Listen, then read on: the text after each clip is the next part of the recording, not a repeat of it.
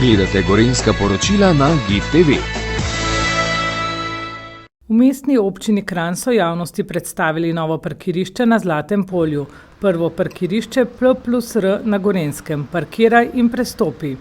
Namenjeno je predvsem dnevnim uporabnikom, ki prihajajo v Kranj v službo ali šolo, s parkirišča pa bodo pot nadaljevali na trajnosten način. Z novo pridobitvijo si na občini želijo zmanjšati promet v ožjem središču, razbremeniti gosto poseljene površine v neposredni soseščini, zagotoviti dodatna parkirna mesta in utrjevati trajnostno začrtano smer. Glede na to, da smo pridobili, da je skoraj 2/3 sredstev pridobljenih strani Evropske komisije, so seveda drugi pogoji kot za P+R parkirišča, ki jih poznamo predvsem v glavnem mestu.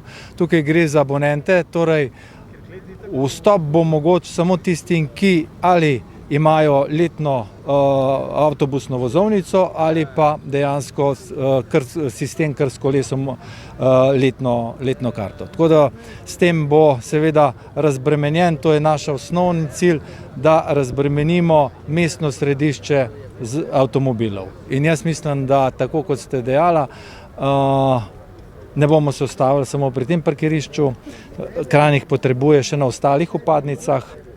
In v prihodnjih letih, ko je nova kohezijska politika, nova kohezijska sredstva, se bomo prav gotovo tega projekta lotili še drugje.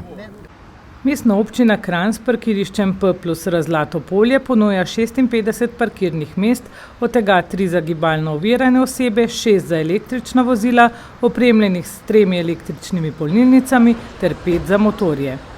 Nova pridobitev je tudi postajališče kar s kolesom, z 20 kolesi, dvosmerna kolesarska povezava s prehodom čez semaforizirano križišče, 2 avtobusni postajališči, smer Naklo in Kranj, prostor za popravilo koles, pitnik, prostor za počitek s klopmi in stranišče. S parkiriščem P+R Zlato polje mestna občina Kranj spodbuja trajnostno mobilnost in zmanjšuje količino osebnih vozil v središču mesta, kar veseli tudi predsednika krajevne skupnosti Zlato polje. Za našo krajevno skupnost to dejansko pridobitev zaradi tega, ker se s problemom parkiranja resnično ukvarjamo že leta. S širitvijo modre cone smo dosegali že en premik na boljše, ampak imamo še vedno pomanjkanje parkirnih mest, ker dnevno migrira v Kranj ravno na to področje več kot 2500 ljudi na dan.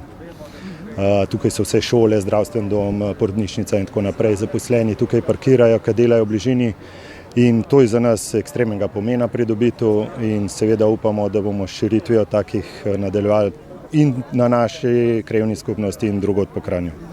Koliko let ste si prizadevali za tole parkirišče?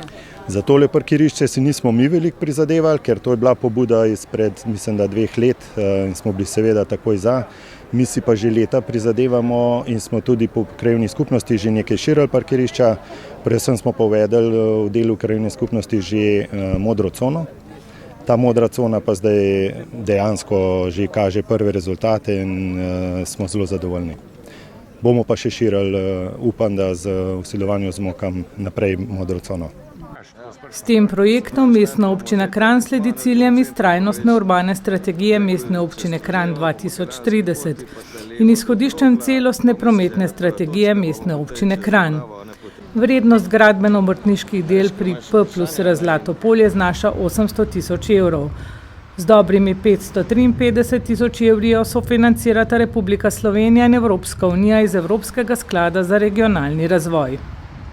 Dovoljen čas parkiranja uporabnikov bo omejen na 12 ur od vstopa. Testno delovanje parkirišča se začne v ponedeljek 2. oktobra.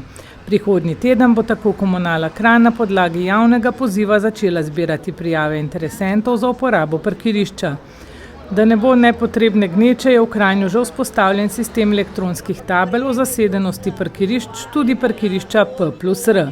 S 1. novembrom bo parkirišče P+R začelo polno delovati. Sistem uporabe parkirišča se bo v prihodnosti optimiziral z uvedbo mestne kartice.